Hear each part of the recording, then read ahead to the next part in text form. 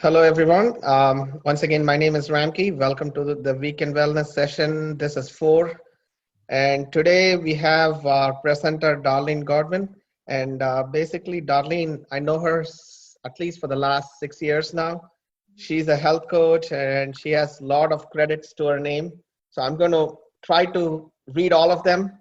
So, so Darlene is a health coach, AADP, which is American Association of Drugless Practitioners.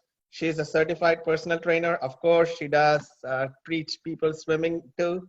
And she's trained in homeopathic bioengineering medicine and energy EAV testing for cellular communication.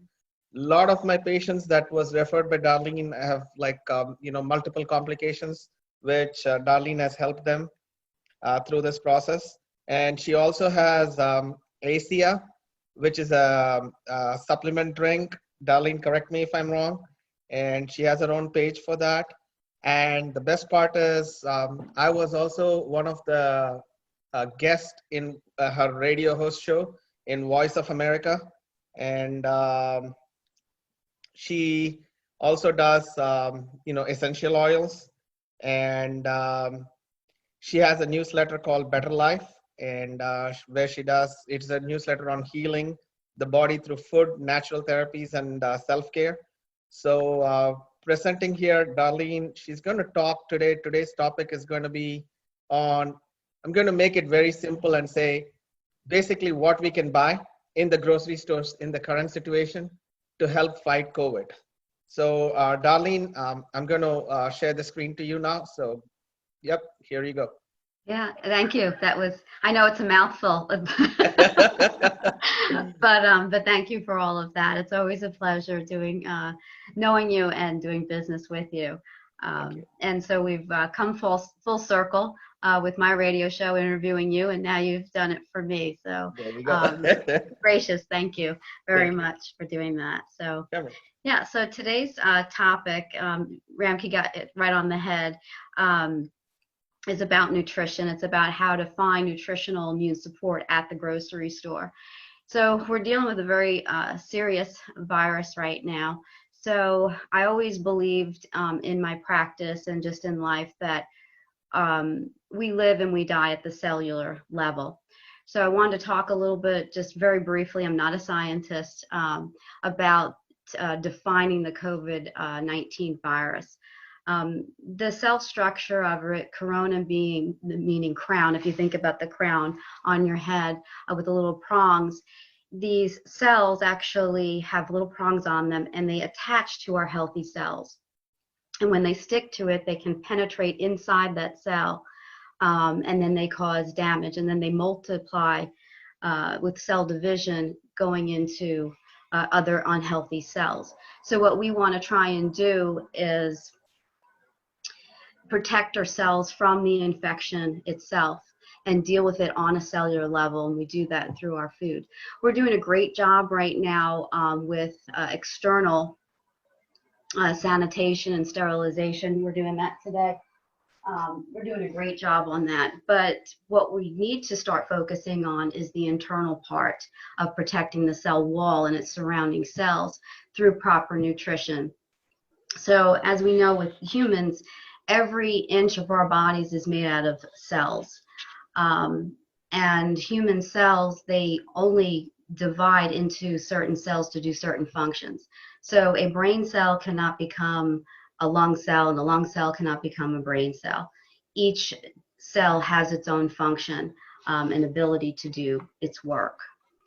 So how we start strengthening and protecting our cells through nutrition is just really by being very smart shoppers, going more organic over conventional foods. And I know there's always this controversial between what is more nutritious, organic or regular farm crops and things and foods, but it's not really my focus today. It's more of reducing the toxic overload in our bodies so that we have better cellular communication. So we want to avoid the chemicals, the pesticides, the herbicides, and things like that, because those actually damage our cells. the other part over long term, and also avoiding the GMOs is also important because that actually changes the DNA of our cells. So what I mean by that is you can be have a predisposition to cancer because you have cancer that runs in your family. But it doesn't necessarily mean if you're taking care of yourself that you're actually going to get cancer. So the DNA part that I'm talking about is we can't change the color of our hair or our eyes, but we can actually change the expression of our genes, which means how the genes are functioning, how the cells are communicating with one another. So also, so by avoiding the GMOs, you're not mutating your cells into bad cells and duplicating them into the things that can actually harm us. So I want to be able to avoid artificial colors and flavorings and sweeteners, especially the chemicalized sweeteners, because they actually fake out the pancreas and cause damage to the pancreas and other surrounding organs. And what I mean by faking out the pancreas is that these artificial sweeteners, what they do is they create hunger, more hunger, so we're never satisfied. So continuing on with being the smart shopper, we want to look at nutritional facts and ingredient lists. A lot of times we get hung up on the contents of salt and sugar and fats and calories, and we forget what is actually in the ingredients itself. So when we're looking at a nutritional package or a food that's a package, we want to look at the nutritional ingredients rather than just the nutritional facts. You want to be able to look at how many ingredients are actually in the product itself. My rule of thumb is always 5 or less. And then knowing what exactly that is. So I always carry my phone with me when I'm food shopping, and if I don't know what something is, I Google it. I find out whether it's a preservative or an emulsifier or something else that I don't want in my foods, because we want to keep those cells healthy. So the other part, if you go back to the nutritional part of it, the fact sheet here, you can see right through here the types of fats that we're looking at. There are 3 different types of fats. I'm going to go over each one of them, and one is a saturated fat, which has gotten a little bit of a bad rap because we think of heart disease with that, but actually we need a certain amount of good saturated fats, and you can even find this in your coconuts or coconut oils or manners. It's in your meats as well as in your real butters. I always tell my clients as a health coach that when you're looking at products, you want to have animals that are grazing, that are outside. And the reason for this is because when they're taking in the sun and they sweat, they produce vitamin D. So when you're taking in meat products or you're taking in the meat itself, you want to get as much vitamin D in your system as possible, because vitamin D helps support your immune system, which also supports your bones and things. So the same thing with when you're looking at real butter, not only getting the cheapest brands and stuff, but looking at grass grazing cows so that you can take in that vitamin D. The other one is monounsaturated fats. This is all in your fact list on products. These are better because they actually raise your HDL and lower your LDLs. The HDLs are your good, healthy, if you remember H as in healthy cells, healthy cholesterol, and L as in lowering the lousy cholesterol. And we get these with olive oil and sunflower oil, avocado oils, and different nuts and seeds and different fish as well. Halibut and mackerel is a really good monounsaturated fat. Another one's really excellent, so I kind of go from okay to good to excellent, is the polyunsaturated fats. And the reason why these are so good is because we live in a diet that is very high in omega-6s, which cause inflammation in our body, compared to our omega-3s. We want to have a 1-to-1 ratio, but being in the United States, we kind of have a sad diet where the omega-6s are so high, it's a 21-to-1 ratio. So that's huge. And these polyunsaturated fats are also excellent because they're raising, again, that HDL, good, healthy cholesterol, and lowering the bad cholesterol.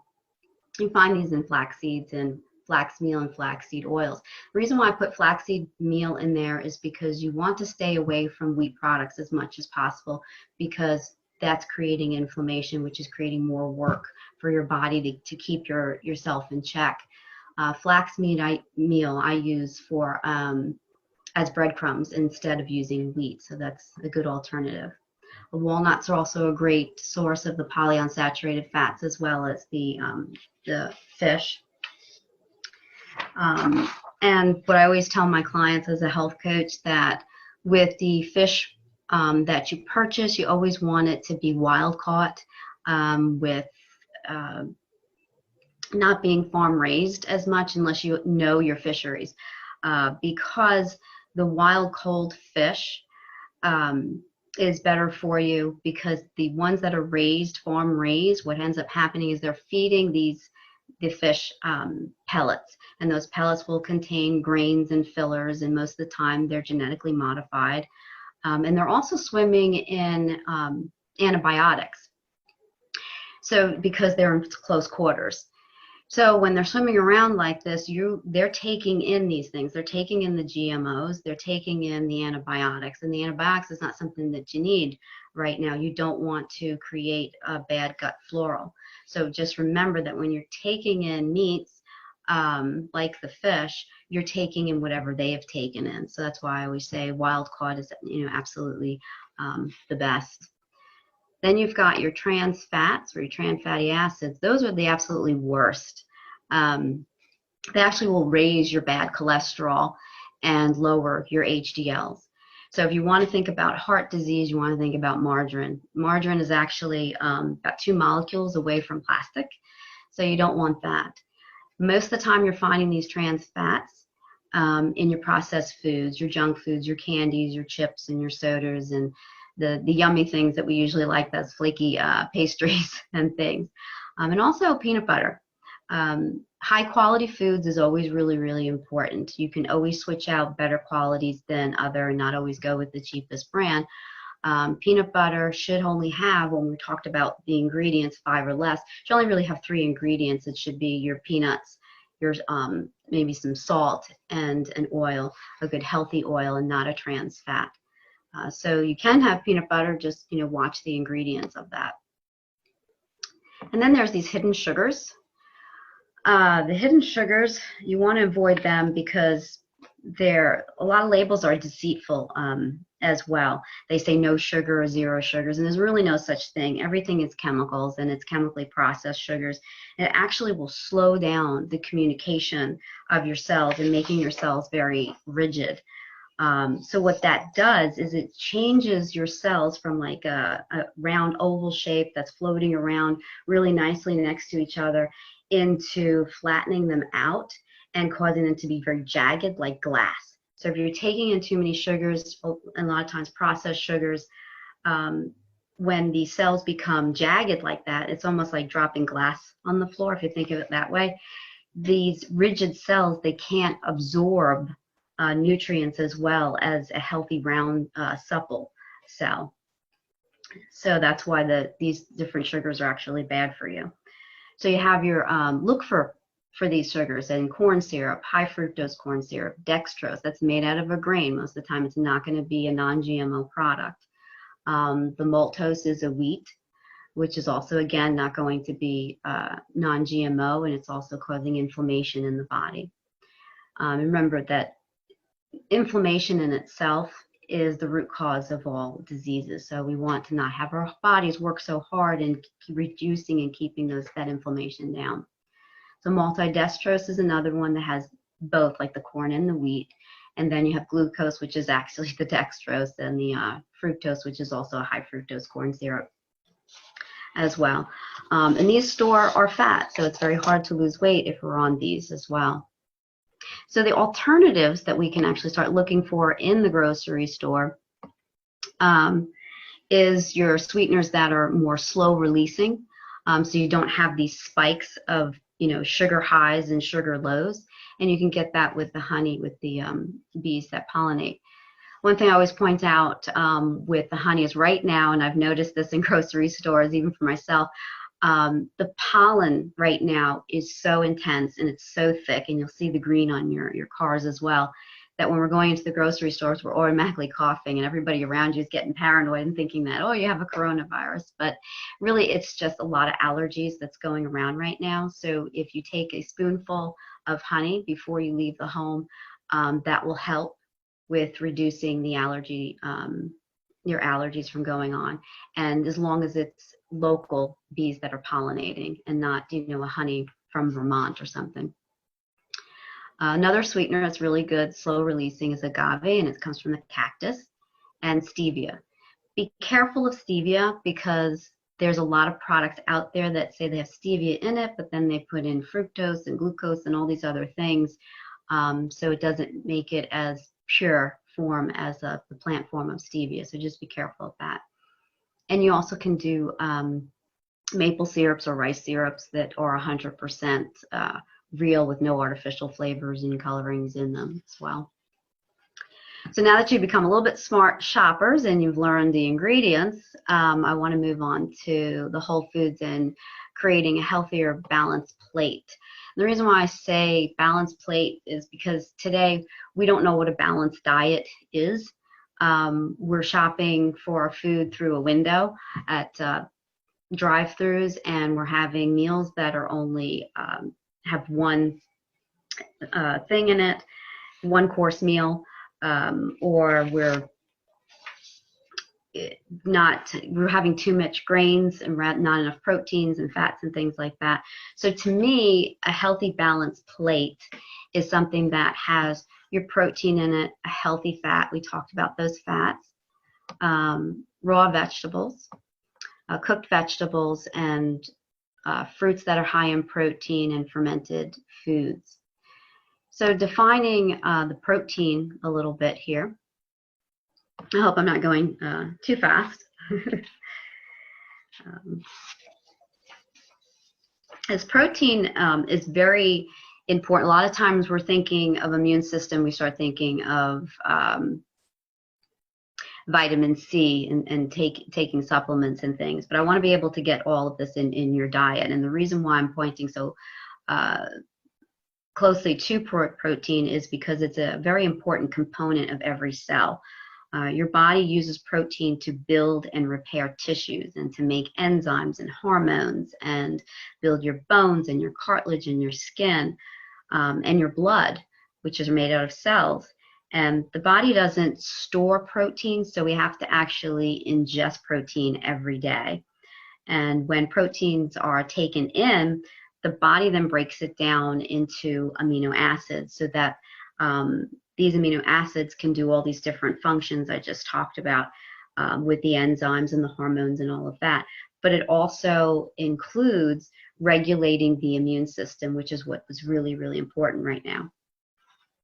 So the 3 types of amino acids really quickly is they're a non-essential. Our body already makes it, so we don't have to worry about it.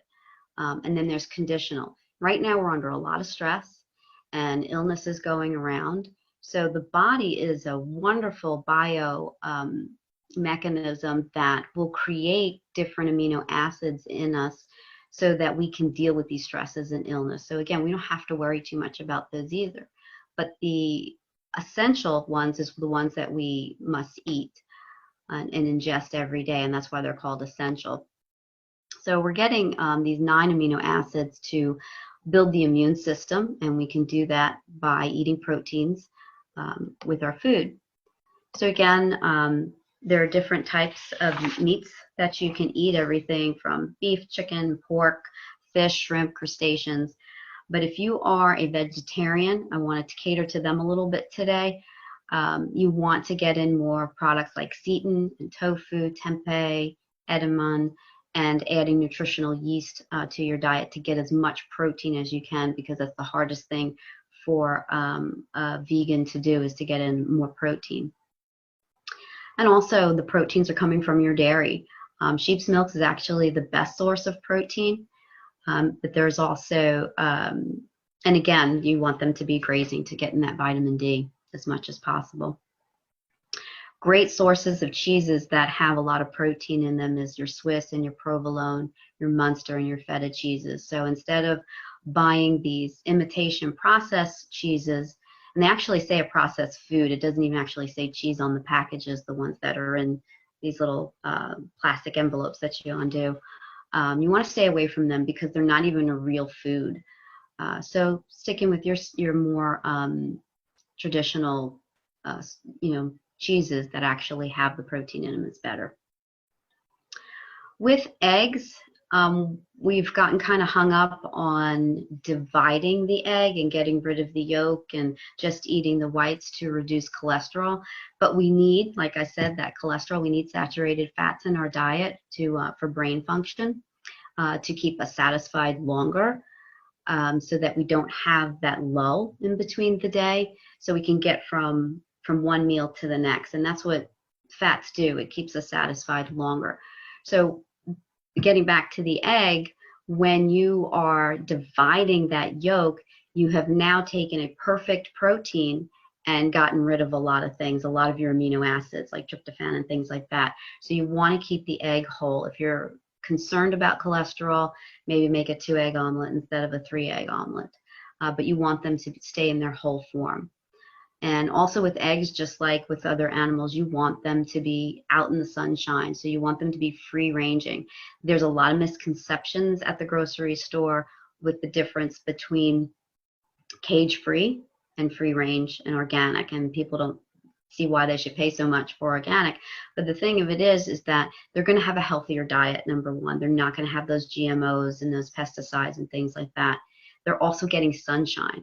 So the difference between cage-free and free range is you can be out of a cage but still in a barn and not getting that sunshine. So you want to be free range. They want to be outside so you can get that vitamin D for your immune system. Nuts are also a great form of protein. Switching to nut butters, any type of nut, whether it's an almond or a cashew, instead of using peanut butter, which for some people can be inflammatory because it actually is a bean. You can go and do nut butters instead. Seeds, all sorts of seeds, flax seeds, sesame seeds, chia seeds, hemp seeds, pumpkin seeds, they're all great sources of protein. So what I like to do, especially if you have kids at home right now, making trail mixes so that they can get from the one meal to the other. Trail mixes are a great source of your protein, a little bit of sugar in it, trying to keep as natural sugars as you can by having either raisins or cranberries or something of that sort in there. So it has your protein, your fat. Fat's going to keep you satisfied. So this is going to help the kids and even yourself when you get those little hunger cravings, because when you're home, you'd have a tendency to eat more. Just grab a handful of that and you're good to go for the next meal. Beans are also a great source of protein, great for vegans as well. And then you have vegetables that actually, and fruits that have sources of protein in them. So the ones that are high in protein in the veggies section would be your asparagus, Brussels sprouts, potatoes, broccoli, artichokes, and spinach. I put spirulina in there is because when you're a vegan and you can't get enough protein, you can take that. It's like a seaweed that you can actually sprinkle on your foods. And so that would be a really good source. You can put that on your cereal or soups or salads and stuff, and they'll just give you a little more added protein to that. So the fruits that are high in protein, you can see is the agave and mulberries, blackberries, nectarines, and bananas. It's not a high source of protein, maybe about 2 to 4 grams, but it actually will help with that. And the reason why I put down and separated the vegetables with raw vegetables is because raw vegetables are good for your digestive system. So anytime you're eating a protein that's in a meat form, the enzymes in raw vegetables like salad will help break down the meats for better digestion. So have fun with your salads. Put nuts and seeds in it and all sorts of different types of leafy greens, and really have fun at the grocery store and start experimenting and things. And there's all sorts of sales right now, so you can alternate, week to week and what type of lettuce you're using. And then with cooking your vegetables, you want to save the nutrients as much as you can. If you're buying organic and you're actually boiling your vegetables, you can actually use the water to make a broth and a soup later, or you can drink it as a tea. If you're not doing organic, don't recommend drinking it, but you can steam or roast your vegetables or lightly saute them so that you don't lose the nutrients in that. The ones that are high in vitamin C will be your peppers, your potatoes, your broccoli, and your Brussels sprouts. So that will help with the immune system. And then we have our fruits that are super antioxidant fruits that actually help with the immune system with the vitamin C as well. And those are your berries, all sorts of berries and citrus fruits. And we're lucky enough, we're going into the summer months now, so we're going to have a lot of melons, and cantaloupe is a great source of that. Kiwis, tomatoes, all great sources of your super antioxidant fruits that have the vitamin C in there. The other part I want to touch upon is grains. You'll notice here I don't have wheat. I'm not a big fan of it because it causes inflammation in the body, and a lot of times it's not non-GMO. So quinoa, the reason why I put quinoa on the top of the list is because it has all 9 essential amino acids in it. So great form of protein, about 22 grams of protein per cup, much better than a chicken breast.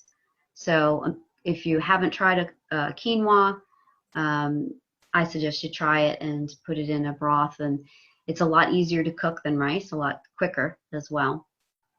And the reason why with the grains, with the ones that I chose here, is because it's not going to cause an inflammatory response. You want to be able to reduce inflammation so that the bodies don't have to work so hard in keeping the inflammation down or in check, because that's causing you to be tired. So avoiding the wheat products like pasta, crackers, waffles, pancakes, and things like that, so you can help keep the homeostasis. And you can always alter the pancakes and things by using buckwheat. So there are buckwheat pancakes or quinoa pancakes and things like that. So you don't necessarily have to avoid not having the things that you enjoy, but just the ingredients can be a little bit different. And then again, with the non-GMOs, with the oatmeal, the rice, and the corn, and the grits is real important, so that your cells are not mutating, not dividing into bad cells. So you want to keep that cellular communication really, really good. I've also put down fermented foods, and for those of you who don't usually have fermented foods, there's a good reason for it. It's because fermented foods actually give you the probiotics that you need in your gut. So fermented foods are loaded with healthy bacteria, and it breaks down food better in your digestive system. And a healthy gut means a healthy immune system, because that's where our immune system starts, is right in the gut. So when you're shopping and you're looking for yogurt, you want to go Greek yogurts, but not all Greek yogurts are made the same. So you want to be able to look at the contents, go back to the facts list of your ingredients, the amount of sugar that's in it. So you want to stay away from yogurts that actually have fruit in them. You want to have plain yogurts, add your own, much more healthier for you. You're not having that sugar overload in your diet, making your cells, again, that more jagged edged look to it. So, because what happens is they can't, when they're jagged edged, they can't absorb nutrients the way a good cell can, round cell. So kefir is another one. It's actually like a yogurt drink. That is a fermented food that has a lot of probiotics in it. So that's real important. Sauerkraut, kimchi. Kimchi, if you like spicy food, it's a Korean dish. It's a pickled cabbage. So that's always fun to try. And buttermilk. And if you're going to make those pancakes, make the buckwheat pancakes or the quinoa, and use buttermilk. So that's a good source of fermented foods, and that will actually help your gut and have a higher nutritional value in it than just a wheat product. Gouda cheese is also really good. It's a good fermented food as well. I put kombucha in here, and the reason why I put replace with soda is because if you don't know what kombucha is, it's a sweet fizzy drink that you can find in health food stores, or you can Google it and make it yourself. You just by adding yeast to it. It fights a range of bacteria. It prevents infections by killing bacteria before it is actually absorbed into the body. So that is absolutely wonderful for what's going on right now. If you can, if you're addicted to sodas, try and switch this out. Your gut will thank you. So I wanted to touch a little bit on antibiotics. If you are on antibiotics right now for whatever health condition that's going on, you're really reducing the gut flora. And like I said, the gut is the immune system. You have a healthy gut, you're going to have a healthy immune system, which means you're going to have healthy cells that are dividing in your body. So you really want to start taking a probiotic if you are on antibiotics to restore that gut health and that gut flora. It also actually alleviates depression and reduces the risk of cold and pneumonia. So really important to do that. So far, we were making ourselves healthy through food and preventing infection by eating more whole foods, clean foods, organic foods, reducing that toxic overload by getting rid of the preservatives, the chemicals, the GMOs. So like I said, again, for cellular communication there. We also talked about reducing the amount of ingredients in our foods by becoming really good label readers, by avoiding those bad fats and those bad sugars. And also talked a little bit about designing a more healthier plate with your proteins and your fats and your raw vegetables and cooked vegetables and higher protein fruits and vegetables and those fermented foods that you can start enjoying. I wanted to leave you a little bit with two bonuses here. Dr. Ramke touched a very little on it, and I'll get into that towards the end, but bone broth. Bone broth, you can make it yourself or you can purchase it. It's always better to make it yourself. But if you're taking bones and you're simmering them with connective tissue, a little bit of vinegar, what happens is it allows the amino acids to actually escape, and it adds to your digestion. So again, healthy gut, healthy immune system. Bone broth is really high in nutrients and minerals. It reduces inflammation and promotes better sleep. So right now, if you're under a lot of stress and you're losing sleep, try bone broth. You can use it as a tea and add some herbs to it, or in a soup, or if you're boiling grains, you can use that instead of water. So it'll give you a little higher, more nutrients into your diet. There's Dr. Ramke touched on this on cellular communication with a company that I've been involved with since 2016. The supplement is a drink. It's just 2 ounces twice a day, and what it does, it creates better cellular communication in and around each cell, and creating more super antioxidant atoms. And these atoms produce glutathione, and glutathione is actually your super antioxidant that can actually help fight viruses and diseases. So just wanted to say that cellular communication is so vital in the body's overall health, that without cells doing the job of detecting damaged cells and repairing damaged cells and duplicating into new cells, we actually virtually will die, because our whole entire body is made up of cells, every inch of it. And the cells are constantly dying and being reborn. This is happening within milliseconds in our bodies every day. So we want to keep that communication going constantly and duplicating those healthy cells, so that we have good skin and our systems are working well, the organs are doing exactly what they're supposed to be doing. So when these, and by really taking control over our diet, that will actually help us in the long run, because we want to be able to not just live longer, but live well. Because we want to be able to get older, and as we're aging, still be able to do the things that we want to do, and be healthy doing that. So the supplement I was talking about is called ASEA. It's ASEA. And it can be found only on my website. I have it posted there at www.darlenegodwin.teamasea.com. There you can watch a 12-minute video that is it was beautifully put together, very simple, talking about the molecules, the redox signaling molecules. And also there you can leave your contact information. If you have any questions on today's talk, you can contact me there. It'll shoot me an email and I'll be able to answer you back. And also, if you have any questions on the ASEA product to help boost your glutathione.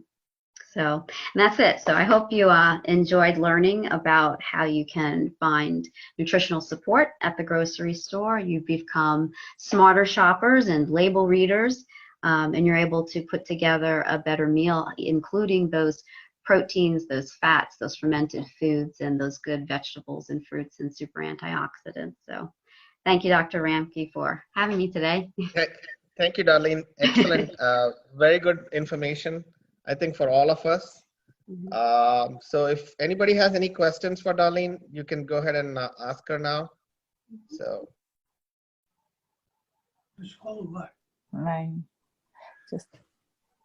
I think she covered it pretty good. I mean, I learned a lot about, being a vegetarian, what are the vegetables I can look for and everything. Wonderful. So, of course, on the protein, yes, I agree. Like lots of nuts and lentils and all those things, it helps a lot. So, yeah, hello. Hi. Yes, hi. My name is Manny. I thank you for the presentation first. Yes, as Ramki told, quite informative. I got to know a lot of things.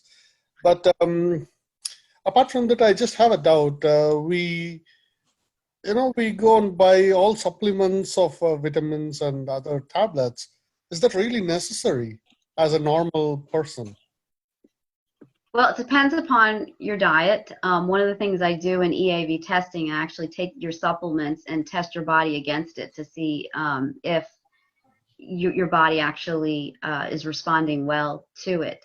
I did a test on myself, not with that, but just with taking supplements versus changing up my whole entire diet. And what I found was that I was able to really up my nutritional super antioxidants in my body. It's a light test. It's like a photo light that actually goes on your hand, and it actually will test how many antioxidants are in your cells. And the reason for it was to either find out whether your diet is good enough and whether you need supplements or not. So what I decided to do is kind of put that to the test and just completely change my diet and go as clean as possible versus taking all these different supplements and vitamins. And what I found is I was able to up my antioxidants in my body without supplementing. But if you're a person who is not cooking at home and you're not eating clean and non-GMO and stuff, supplementation actually is important because you're not getting the daily nutrients that you need. So it depends upon the individual. I don't push pills with supplements and vitamins and all of that. It depends upon the individual and their lifestyle. Does that answer your question? Yeah, definitely. I think I should then consult someone. Good. Darlene, Thank you. Oh, you're welcome. This is Ram Gupta, and quick question I have is that you listed potato as a source of protein. Yeah. And I always thought that potato is really very high in sugars, and I don't know how much protein does it have. So not sure. I put it lower on the list of proteins, and it's not usually something in health coaching that I even include as a vegetable. I usually put it in the grain category because it is starchy and everything. But the difference is that, not to worry so much about if you're getting more protein out of the potato if you're leaving the skins on, because that's where the nutrients are. Because potatoes by itself and peeling them is going to be very starchy, very sugary. But keep in mind that you would rather have a whole food that has a higher sugar or starch content than have a chemicalized food that your body doesn't have to break down, and it just goes straight into your bloodstream and causes these highs and these lows.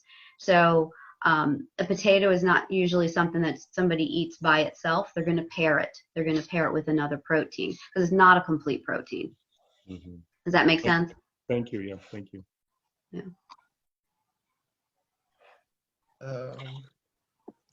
Guys, anyone else have any questions? No. Thank you, Darlene, and thank you, everyone. That was very informative. Oh, thank you. Thank you, Neera. Good to see you. Yeah, nice to see you too. So on the next series, next Saturday, we have another homeopathic doctor, Dr. James George. He's going to talk. He's also a physical therapist. He's going to talk more on what Darlene has touched into more homeopathic aspect of it too. And on Sunday, we have mainly women's health. Dr. Casey Smith, she's going to present on women's health, especially during COVID-19, what they can do to avoid, because right now, of course, the gynec office and everybody's like OBGYNs are not there. So she's going to talk more about pelvic floor strengthening and all those things. So trying to keep these sessions short and sweet as always. Of course, thank you all for coming in. Once again, we're doing this as like a service. I mean, I should thank all these presenters like Mani, Darlene, and everybody, for all your time, because the goal for when we started this, like, 4 of us started this, is to educate people during this time, because we all have time now. Nobody can say, except probably the IT people are going to still say they're busy. And of course, I can still hear my kids running upstairs. So, other than that, we still have time where we cannot go anywhere. So it's at least, pass it on to your friends. All the links we're going to upload once again to Facebook by tonight or tomorrow. And, once it's uploaded, eventually I'm going to concise it into a YouTube channel so you can always go back and visit and see it. So that's the plan right now. Once again, spread the word. People across the world are watching right now, Darlene. I have a friend from Australia who's listening to you. And my brother's there right now and his family. Well, they're closed down too. So yeah. And Mani is from Canada. A lot of people, are from, other parts of the world, especially I'm more from Richmond. So the goal is to spread the word wherever we can, because all these are important topics. People will, benefit from it. So just keep it coming, and thank you once again for all your time. So thank you. Thank you. Appreciate it. Thank you for listening, everyone. Thank you. Great questions. Thank you.